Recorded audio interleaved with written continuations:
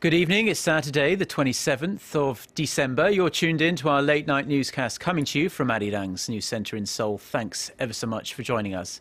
I'm Mark Broome. And in our top story tonight, North Korea has come out all guns blazing, saying the United States was responsible for its recent internet blackout. In a sternly worded tirade, Pyongyang also slammed Washington for allowing the release of the film The Interview and rejected claims it was behind the cyber attack on Sony Pictures. The North didn't stop there either, hurling a racist comment towards US President Barack Obama. Hwang Ji-hye reports. As was to be expected, North Korea has accused the United States of launching a cyber attack that shut down its internet earlier this week. In a strongly worded statement Saturday, Pyongyang also reiterated that it was not behind the cyber attack on Sony Pictures, which released the comedy film The Interview, which depicts the assassination of North Korean leader Kim Jong-un. It also demanded the U.S. provide evidence to back up its accusation. The North's powerful National Defense Commission called the movie illegal, dishonest, and reactionary, and referred to U.S. President Barack Obama as a monkey living in a tropical forest. Pyongyang went on to make vague threats against the U.S., saying the movie was part of Washington's hostile policy against North Korea. The White House has yet to respond to the North's comments. North Korea experienced a complete internet shutdown on Tuesday, and although connectivity was largely restored on the same day, some websites are still experiencing problems. U.S. officials say Washington played no part in the outages, but the FBI has accused North Korea of being responsible for the hacking attack on Sony in late November. The movie The Interview, that made a last-minute push to U.S. cinema screens after the cyber attack, made more than $1 million on the first day of its release. The comedy was shown in more than 330 mostly independent theaters after major movie chains refused to screen it due to security concerns. Hwang Ji-hye, Arirang News. And Sony's PlayStation network is still down after an alleged cyber attack, leaving thousands of people who got brand new PlayStation game consoles for Christmas unable to play their new games online. The PlayStation network has been offline for 3 straight days now. A hacker group called Lizard Squad claims it launched the attack on Christmas Day. The group also took credit for attacking Microsoft's Xbox Live service. That, however, is now back up and running. Neither Sony nor Microsoft have commented on what might have disrupted their networks, though. In a tweet, Sony Online Entertainment only said that it was working to restore full network services for all platforms and thanked users for their patience. Now, analysts say it's going to be very difficult to track who was behind the attacks or confirm the hacking group's claims of responsibility. A memorial ceremony for the victims of April's ferry sinking was held in Korea's western port city of Incheon earlier today. Around 450 people, including the family members of some of the victims, were there to remember and pay their respects. Prime Minister Jung Hong-won and the mayor of Incheon were among the public officials attending the very solemn ceremony. The Seoul ferry, which departed from Incheon, sank on April 16th while it was en route to Jeju Island. To date, 9 people remain missing and 295 people, mostly high school students, have been confirmed dead. The number of vehicle crash fatalities in Korea is expected to be fewer than 5,000 this year. The National Police Agency says that as of December 24th, traffic-related deaths were down more than 6.5% compared to the same period last year at 4,647. Estimates suggest that deaths from auto accidents will amount to some 4,800 by the end of the year. The last time fewer than 5,000 people died in traffic-related accidents in a single year in Korea was all the way back in 1977, 37 years ago. Police officials say that while the number of motor vehicle deaths in Korea is steadily going down, it's still really rather high compared to the United States and Europe. Now, a centuries-old mural that proves Korea sent envoys to Uzbekistan via the Silk Road has been fully restored and is now on display for the public to see with their own eyes. Our Kim Min-ji reports. Samarkand in Uzbekistan is one of the oldest cities in Central Asia. When the Al-Fushia Palace was discovered there in 1965, they also found a mural that depicts what are believed to be two Korean envoys from the Goryeo dynasty to Uzbekistan in the 7th century. Their nationality has been a question of debate, but their hats, which were decorated with birds' feathers, and the ring pommel swords around their waists suggest they were from the Goryeo era. It is speculated that General Yeonge Somun of Goguryeo sent the envoys in an attempt to improve relations with the king of Seokdiena and gain support in the fight against the Tang dynasty.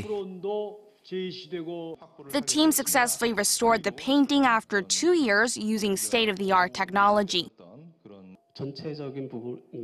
Using a digital microscope, we scanned all the mural and in the process mapped out the pigments. The replica of the mural is currently on display at the National Museum of Korea. Kim Min-ji, Arirang News. Severe flooding has hit some Southeast Asian countries like Malaysia and Thailand over the last few days, leaving scores dead and forcing thousands from their homes. Now, reports out of Malaysia say the worst flooding there in 3 decades has killed at least 5, with more than 160,000 people having to evacuate their homes. You can see the pictures of the devastation there. The country's Prime Minister, Najib Razak, has cut short his vacation in America to try and deal with this extremely difficult situation. In Thailand, the Department of Disaster Prevention and Mitigation has declared 8 of Thailand's southern provinces as disaster zones after floods killed at least 13 people. Earlier this week, flooding in Indonesia left 120,000 people displaced. Ukraine and pro-Russian rebels in the east of the country are carrying out more prisoner swaps on this Saturday, completing an all-for-all deal agreed earlier in the week. The two sides exchanged scores of prisoners on Friday in what was an extremely rare sign of cooperation between the two warring sides. Ukraine says 146 of its soldiers had been freed for 222 rebels. That swap took place mostly under the cover of darkness, north of the separatist stronghold of Donetsk. The prisoner swap came, in fact, as Kiev said it was suspending train and bus services to Crimea. Although Russia now holds Crimea after its annexation, the peninsula's only land connection is with Ukraine, and it has remained largely dependent on the Ukrainian mainland for its supplies. The global death toll from Ebola has risen to nearly 7,700 out of nearly 20,000 confirmed cases recorded in the year-long epidemic now in West Africa. The World Health Organization says the death toll has risen by more than 150 since the previous numbers were released by the agency just on Monday, in fact. Sierra Leone, which has overtaken Liberia as the country with the most infections, had counted over 2,600 deaths as of Wednesday. The WHO adds that as of December 21st, so roughly a week ago, 666 healthcare workers were known to have contracted the virus, and unfortunately well over half of them had died of it. Scientists believe the Ebola crisis, which claimed its first victim in Guinea just over 1 year ago, is likely to last until the end of 2015. Now we're seeing the emergence globally of new forms of bacteria that are effectively untreatable. Each year, more than 2 million people are infected with drug-resistant superbugs.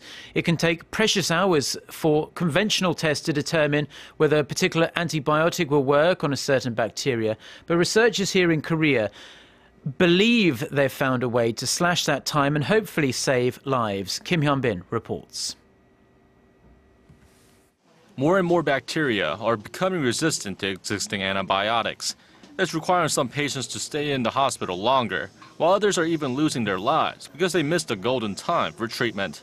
In order to choose the right antibiotics, doctors expose collected bacteria to various drugs to see which ones they are sensitive to. The problem is that it takes at least 16 hours to get an answer. A team of researchers at Seoul National University developed a new test method that requires only 4 hours to find out which antibiotics work best. Unlike the traditional test method, they rely solely on cell cultures. This new way uses a plastic chip that immobilizes each bacteria cell in a thick gel, allowing easy analysis on the changes they undergo under various antimicrobial conditions. Traditional tests rely on the number of bacteria, and that takes relatively a long time, but the new test method shows individual cells dividing and changing shapes, which is a lot more accurate. The local medical industry hopes this new test method will be helpful in urgent cases of infection and antibiotics resistance. The research results were published in this month's online edition of Science Translational Medicine. Kim Hyun-bin, Arirang News.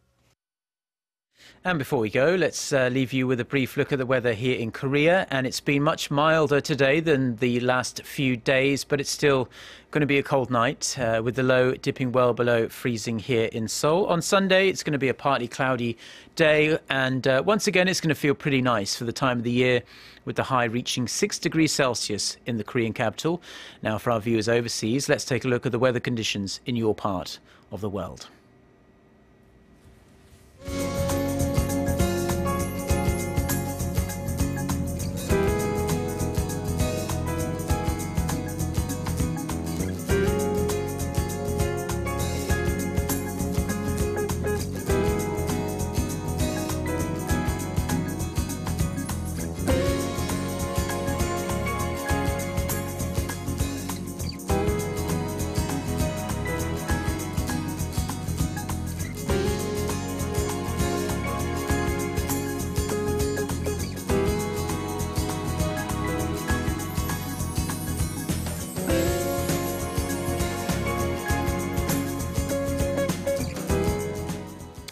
Well, those are the stories we have for you at this hour. For more of the latest news from Korea and around the world, don't forget to check out our website, arirang.co.kr/news. Do enjoy the rest of your weekend. Goodbye.